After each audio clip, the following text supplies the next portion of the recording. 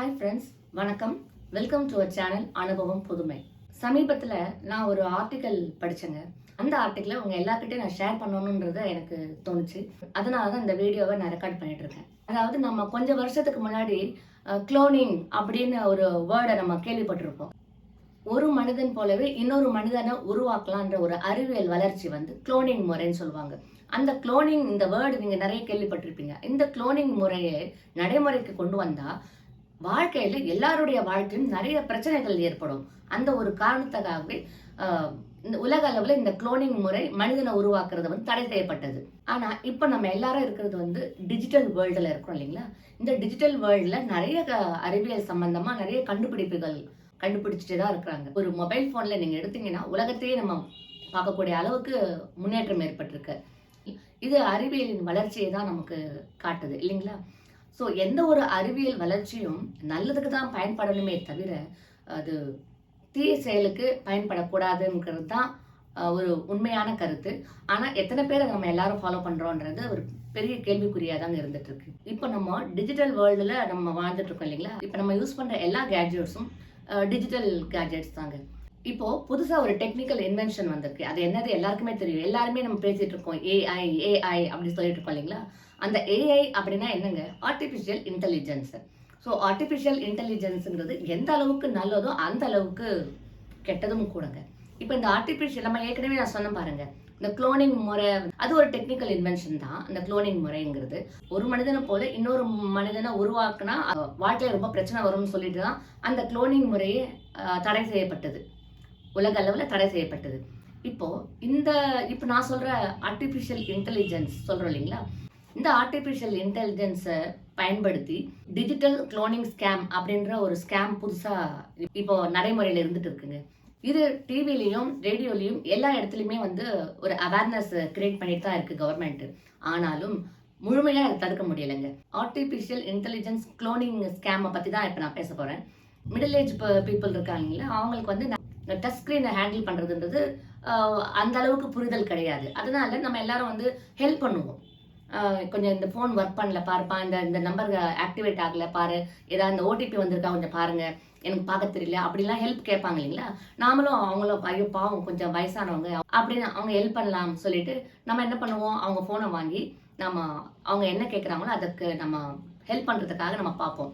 ஆனால் அந்த மாதிரி ஹெல்ப் கேட்குறாங்க பாருங்க, எல்லாருமே சொல்ல வரல. ஸ்கேம் பண்றவங்க அந்த மாதிரி ஒரு போனை கொண்டு வந்து நம்ம கையில கொடுத்து கொஞ்சம் ஹெல்ப் பண்ணுங்க, எனக்கு இந்த ஓடிபி எப்படி எடுக்கணும்னு தெரியல, எடுத்து கொடுங்க, அந்த மாதிரி தான் கேட்கும்போது நம்ம என்ன பண்ணுவோம், தெரியாமலே ஐயோ அவங்க கேட்குறாங்க நம்ம ஹெல்ப் பண்ணலாம் அப்படின்னு சொல்லிட்டு நம்ம அந்த ஃபோனை எடுத்து ஹேண்டில் பண்ண ஆரம்பிப்போம். ஹேண்டில் பண்ண ஆரம்பிக்கும் போது அந்த ஃபோனில் ஆல்ரெடி கேமரா ரன் ஆகிட்டு தான் இருக்கும். அப்போ நம்ம அந்த கேமரா ஓப்பன்ல இருந்து ரன் ஆகிட்டு இருக்கிறதால நம்ம என்ன நம்மளுடைய ஃபேஸ் ரெக்கக்னைஸ் பண்ணிக்கும் அந்த கேமரா. அதுக்கப்புறம் அந்த ஸ்க்ரீனில் நம்ம ஃபிங்கரை நம்ம வைக்கிறதால நம்மளுடைய ஃபிங்கர் பிரிண்ட்டும் ரெக்கார்ட் ஆகிடுது. அதுக்கப்புறம் நம்ம அவங்க கிட்ட பேசிட்டு இப்படி பண்ணணுங்க, இந்த மாதிரி பண்ணணுங்க, இப்படி கிளிக் பண்ணணும், இது அப்படி இதெல்லாம் சொல்லுவோம் இல்லைங்களா? அந்த ஸ்க்ரீனில் வந்து டிஸ்பிளே ஆகிறத நம்ம படிப்போம், இல்லை இப்படி பண்ணணும் அப்படி பண்ணணும் நம்ம அவங்க கிட்ட நம்ம பேச்சு கொடுப்போம் இல்லைங்களா? அந்த நேரத்தில் நம்மளுடைய வாய்ஸும் ரெக்கார்ட் ஆகிடுதுங்க. ஸோ இந்த மாதிரி ஹேண்டில் பண்ணுறதால நம்முடைய 3 பயோமெட்ரிக் விஷயங்கள் வந்து ரெக்கார்ட் ஆகிடுதுங்க. நமக்கு தெரியாமலே இந்த 3 பயோமெட்ரிக் நம்முடைய ஃபேஸை கேமரா வந்து ரெக்கார்ட் பண்ணிக்குது. அதுக்கப்புறம் நம்மளுடைய ஃபிங்கர் பிரிண்ட்ஸ் ரெக்கார்ட் பண்ணிக்குது. 3வது நம்மளுடைய வாய்ஸையும் ரெக்கார்ட் பண்ணிக்குது. ஸோ இந்த phase, finger print and voice, அந்த 3 பயோமெட்ரிக் விஷயத்தையும் அதில் ஃபோன் வந்து ரெக்கார்ட் பண்ணிக்குது. நாமளும் இதை கொஞ்சம் ஹெல்ப் பண்ணி நம்ம கொடுத்துருவோம். ஆனால் நமக்கு தெரியாமல் அந்த கேமரா ரன் ஆகிட்டு இருக்கு, வீடியோ ரன் ஆகிட்டு இருக்கு. நமக்கு தெரியாமல் அவசரத்தில் நம்மளும் ஏதோ ஒன்று பண்ணி கொடுப்போம். அந்த பண்ணி கொடுக்கும்போது இந்த 3 பயோமெட்ரிக் விஷயத்த நம்மளே அறியாமலே அந்த ஃபோன் வந்து ரெக்கார்ட் பண்ணிக்குதுங்க. இப்போ இதை வச்சு அவங்க என்ன பண்ண முடியும் அப்படின்னு நீங்கள் எல்லாரும் கேட்கலாம். இதை வச்சு அந்த குளோனிங் நான் சொன்ன பாருங்க, அது வந்து ஒரு மனிதனை போலவே இன்னொரு மனிதனை உருவாக்கலாம்ன்றது அந்த சயின்டிஃபிக். இங்கே நம்மளுடைய உருவத்தையும் ஃபிங்கர் பிரிண்ட்டையும் நம்மளுடைய வாய்ஸையும் ரெக்கார்ட் பண்ணிக்கிட்டு இந்த 3 பயோமெட்ரிக் தகவலை வச்சுக்கிட்டு அவங்க என்ன பண்ணுவாங்கன்னா, இப்போ எல்லாமே நம்ம ஆன்லைனில் தான் மோஸ்ட் ஆஃப் த டிரான்சாக்ஷன் ஆன்லைனில் தான் நம்ம எல்லாரும் பண்ணுறோம் இல்லைங்களா? அதே போல் ஆன்லைன்லவே லோன் கொடுக்க ஆரம்பிச்சிட்டாங்க. ஆன்லைன் லோன் வாங்கணும்னா கண்டிப்பாக நம்மளுடைய ஃபேஸ் ஐடென்டிட்டி வேணும், நம்மளுடைய ஃபிங்கர் பிரிண்ட் ஐடென்டிட்டி வேணும், நம்மளுடைய வாய்ஸ் ஐடென்டிட்டி வேணும். இந்த 3மே அவங்க கிட்ட இருக்கிறதால நம்முடைய இந்த 3 ஐடென்டிட்டிஸ் வச்சுட்டு அந்த அன்னோன் பர்சன் நமக்கு தெரியாமலே அவங்க ஆன்லைன்ல லோன் வாங்கிடுவாங்க. அதனால நமக்கு எதுவுமே தெரிய போறதில்ல. நமக்கு போன்ல நோட்டிபிகேஷன் வரும்போது தான் நமக்கு தெரிய வரும். நம்மளுடைய ஐடென்டிட்டிஸ் வச்சு அவங்க லோன் வாங்கிடுவாங்க நமக்கு தெரியாமலே. இதனால நமக்கு எதுவுமே தெரிய போறதில்ல. நம்ம கிட்ட இருக்க மணி எதுவும் தொலைய போறதில்ல. அவங்களுடைய நோக்கம் எல்லாம் நம்மளுடைய பணம் இல்லைங்க. நம்ம தான் அவங்களுடைய டார்கெட்டே. ஏன்னா நம்மளுடைய ஐடென்டிட்டிஸ் வச்சுக்கிட்டு அவங்க லோன் வாங்கிடுறாங்க. அதனால நம்மளுடைய பணம் அவங்களுக்கு தேவையில்லை. நம்முடைய ஐடென்டிட்டிஸ் மட்டும்தான் அவங்களுக்கு முக்கியம். ஸோ நம்ம ஐடென்டிட்டிஸ் வச்சு அவங்க லோன் வாங்குறதால நாம வந்து கடனாளி ஆயிடுறோம். நமக்கு தெரியாமலே நாம் கடனாளி ஆயிடுறோம் இல்லைங்களா? அப்பதான் நம்ம வந்து அடிபாதாரத்துல விழுந்திருக்குது நமக்கு தெரிய வருங்க. ஐயோ நம்ம எப்போ இந்த லோன் வாங்கணும், இவ்வளோ பணம் நான் லோன் வாங்கிக்கிறேன் அப்படின்னு சொல்லிட்டு நமக்கு தெரிய வரும். இதுதான் ஏஐ டிஜிட்டல் குளோனிங் ஸ்கேம் அப்படின்னு சொல்றாங்க. குளோனிங் நான் சொன்னேன் இல்லைங்களா, ஏற்கனவே ஒரு உருவம் மாதிரியே ஒரு பர்சன் மாதிரியே இன்னொருத்தரை உருவாக்குறது குளோனிங். அது அந்த முறை வேண்டாம், உலக அளவில் அது வேண்டாம், தடை செய்யப்பட்டது. ஆனா நம்மளுடைய ஃபேஸ் ஐடென்டிட்டி, நம்மளுடைய ஃபிங்கர் பிரிண்ட் ஐடென்டிட்டி அண்ட் நம்மளுடைய வாய்ஸ் ரெக்கார்ட் பண்ணி அந்த ஐடென்டிட்டி, இந்த 3 ஐடென்டிட்டிஸை வச்சுட்டு ஏஐ டிஜிட்டல் குளோனிங் ஸ்கேம் நடந்துட்டு இருக்குங்க. சமீபத்தில் நிறைய இடத்துல நடந்துட்டு இருக்கு. ஸோ நமக்கு தெரியாமலே நாம இந்த கடனாளி ஆயிடுறோம். அவங்களுடைய நோக்கமெல்லாம் நம்மளுடைய பணம் இல்லை, நாம் மட்டும்தான். நம்மளுடைய வாய்ஸ், நம்மளுடைய ஃபிங்கர் பிரிண்ட், நம்மளுடைய ஃபேஸ் தான். அதனால தயவு செய்து யாராவது வந்து எனக்கு கொஞ்சம் ஹெல்ப் பண்ணுங்க, எனக்கு இந்த ஃபோனை ஹேண்டில் பண்ண தெரியல, நீங்க கொஞ்சம் ஹெல்ப் பண்ணுங்க, இது எப்படி எடுக்கணும், ஓடிபி வந்திருக்கு சொல்றாங்க, எப்படி எடுக்கணும் அப்படின்னு சில பேர் தெரியாதவங்க வந்து கேட்பாங்க. நாமளும் ஐயோ பாவமா இருக்கே, கொஞ்சம் வயசானவங்களா இருக்காங்களே அப்படின்னு நினைச்சிட்டு நம்ம என்ன பண்ணுவோம், அவங்களுக்கு ஹெல்ப் பண்றதுக்காக நம்ம அவங்களுடைய மொபைலை பார்த்து நம்ம சர்ச் பண்ணும்போது நம்ம ஏற்கனவே அது ஆன்ல இருக்கு, கேமராலாம் ஆன்ல இருக்கிறதால நம்மளுடைய ஃபேஸு, நம்ம ஃபிங்கர் வைக்கிறதால நம்மளுடைய ஃபிங்கர் பிரிண்ட் பேசிட்டே நம்ம அவங்களுக்கு ஹெல்ப் பண்ணுவோம் இல்லைங்களா, அந்த வாய்ஸ் எல்லாம் வந்து ரெக்கார்ட் ஆயிடுதுங்க. இந்த 3 ஐடென்டிட்டிஸ் வச்சுட்டு நம்ம ஏஐ டிஜிட்டல் குளோனிங் ஸ்கேம் மூலமா நாம ஏமாற்றப்படுறோம். ஸோ எல்லாருமே இது ஒரு விழிப்புணர்வா எடுத்துக்கலாங்க. அதனால யார் ஹெல்ப் கேட்டாலுமே இந்த ஃபோன் சம்பந்தமா நமக்கு தெரியாதவங்க, ஸ்ட்ரேஞ்சர்ஸ் இந்த ஃபோனை கொண்டு வந்து கொடுத்து கொஞ்சம் ஹெல்ப் பண்ணுங்கன்னு சொன்னா தயவு செய்து நீங்க அதை தவிர்த்து நம்ம வெளியில வர்றது தான் நமக்கு நல்லது. அது ஒரு புத்திசாலித்தனமும் கூட. அதனால ஒரு முன்பின் அறிமுகம் இல்லாதவங்க யாருடைய போனையும் நீங்க வாங்கி ஹெல்ப் பண்ணணுன்ற நோக்கத்தோட எந்த செயலும் செய்ய வேண்டாம்.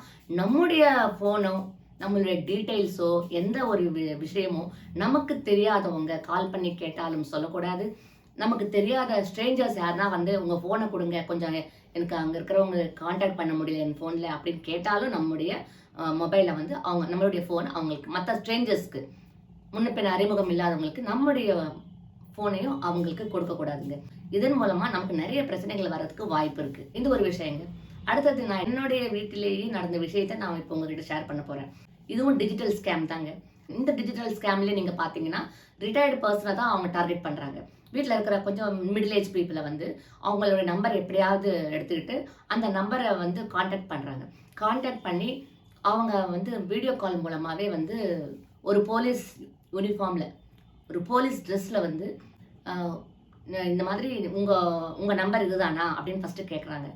ஆமாம் இது எங்கள் நம்பர் தான். நம்ம வந்து ஒரு போலீஸ் ட்ரெஸ்ஸில் வந்து ஒருத்தர் வந்து பேசும்போது நம்ம என்ன நினைப்போம், ஐயோ போலீஸே கேட்குறாங்க அப்படின்னு நம்ம உண்மையை சொல்லிடுவோம் இல்லைங்களா? இந்த நம்பரை, உங்களுடைய மொபைல் நம்பரை யூஸ் பண்ணி தான் ஸ்மக்லிங் நடந்திருக்கு பாம்பேல. இந்த பாம்பேல போனவங்க யாராவது உங்கள் நம்பரை எடுத்துகிட்டு போனாங்களா, உங்கள் ஃபோனை யூஸ் பண்ணாங்களா அப்படின்னு கேட்குறாங்க. அந்த பெரியவர் வந்து இல்லைங்களே, இந்த என்னுடைய ஃபோன் நம்பர் யாருமே யூஸ் பண்ணலை, நான் தான் யூஸ் பண்ணிட்டு இருக்கேன், யாரும் பாம்பேக்கெலாம் போகல அப்படின்ட்டு ரொம்ப போராடி இருக்காரு. அப்போது அவர் அந்த போலீஸ் ஆஃபீஸர் என்ன சொல்லியிருக்காரு, அந்த ஃபோனில் இந்த ரூமில் யாருமே இல்லாத ரூமில் போய் உட்காருங்கன்னு இருக்காங்க. அவங்களும் போய் உட்கார்ந்தாங்க. உட்காந்துட்டு அந்த மொபைலில் வச்சு யாருன்னா இருக்கிறாங்களா சுற்றி காட்ட சொல்கிறாங்க ரெக்கார்ட் பண்ணுறதுக்கு. அவரும் மொபைலை சுற்றி காட்டியிருக்காங்க. காட்டிட்டு யாருமே இல்லைன்றதை கன்ஃபார்ம் பண்ணிக்கிட்டு அவங்க வந்து அவங்கள ஃபர்தராக டீட்டெயில்ஸ் எல்லாம் நிறைய கேட்க ஆரம்பிச்சிட்டாங்க.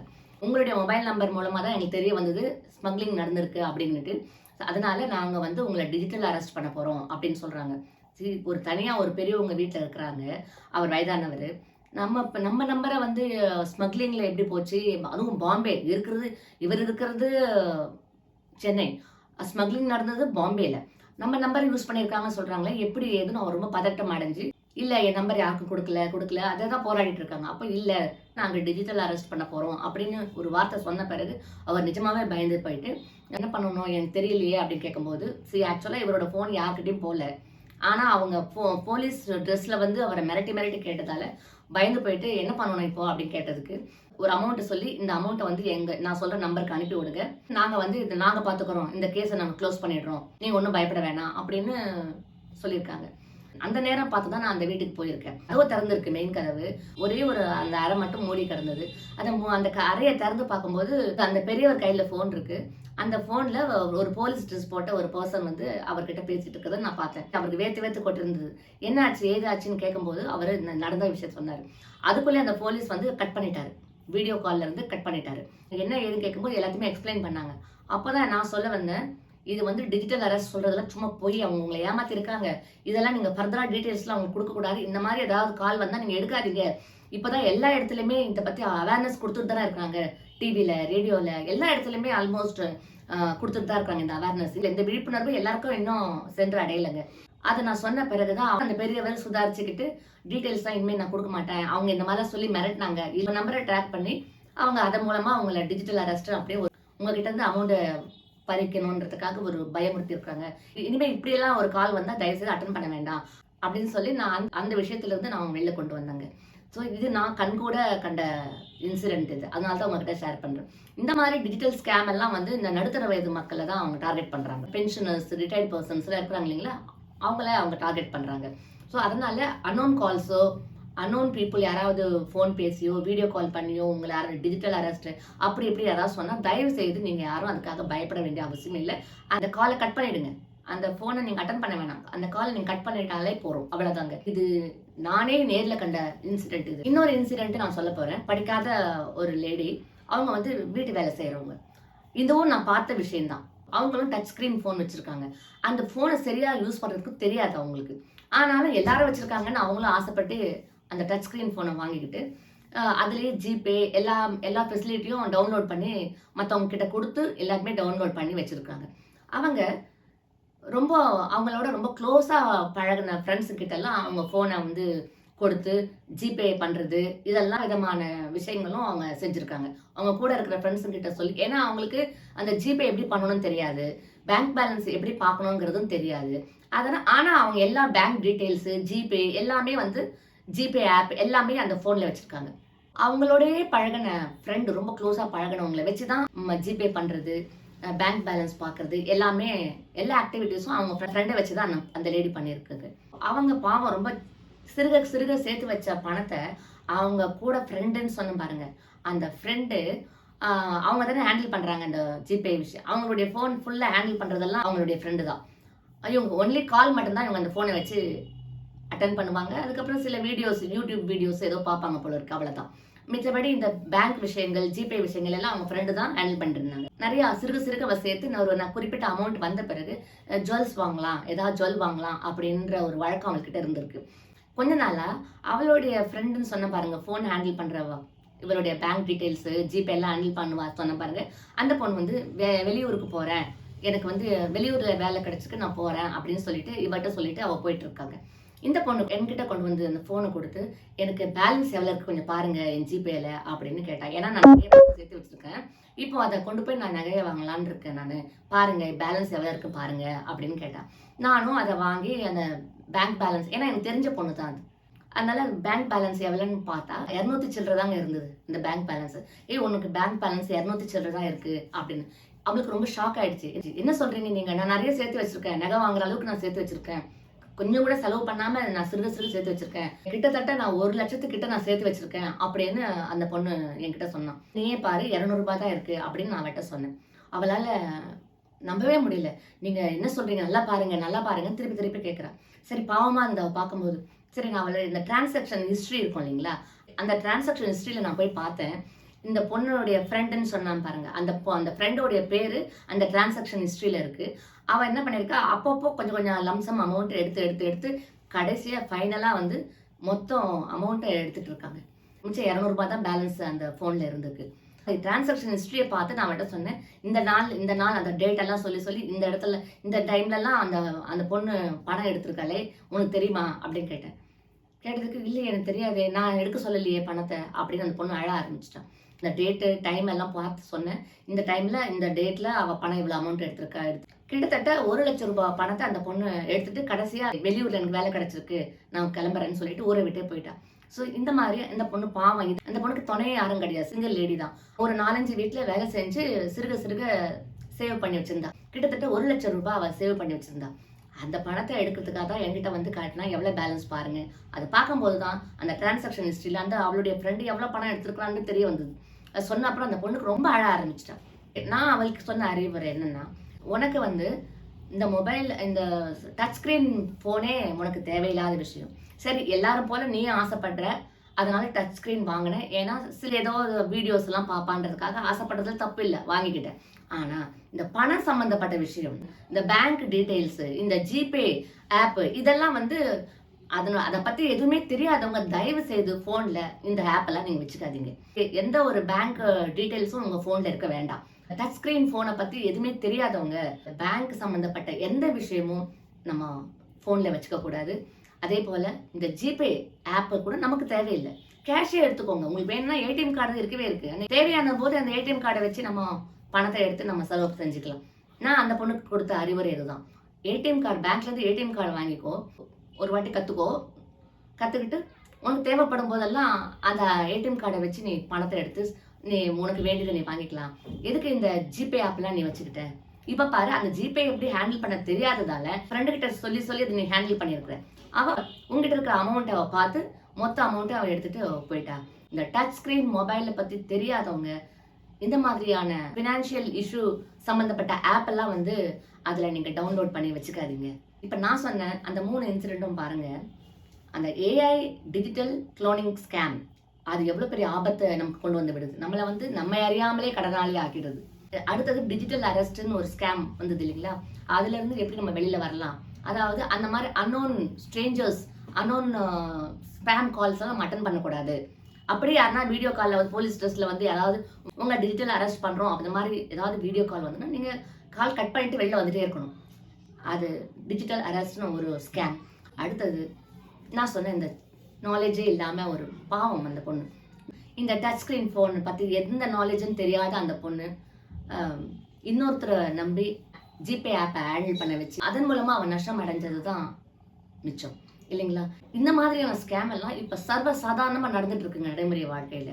அதனால நம்ம எல்லாம் கொஞ்சம் அவேர்னஸோட இருக்கலாம். நம்ம எல்லாம் விழிப்புணர்வோடு இருந்து நம்மளை நாமளே பாதுகாத்துக்கலாம். மறுபடியும் இன்னொரு அனுபவத்தின் மூலம் நான் உங்களை சந்திக்கிறேன். நன்றி, வணக்கம்.